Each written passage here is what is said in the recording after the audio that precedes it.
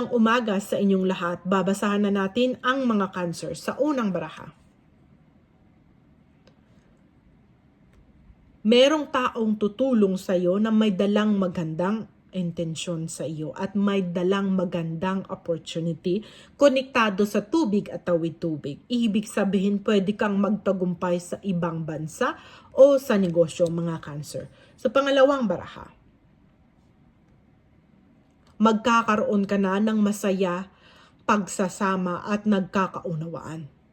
At itong Pentacles na nakapalibot sa iyong buong pamilya ay sumisimbolo ng katuparan ng iyong pinapangarap sa iyong buhay para sa iyong buong pamilya. Magkakaroon na ng katuparan lahat ng iyong pinapangarap para sa iyong buong pamilya, kasaganahan. Sa panghuling baraha, Temperance, sinasala na ang iyong blessing at ang iyong good karma. Merong bagong umaga na parating. Ibig sabihin, merong magandang naghihintay sa iyong hinaharap.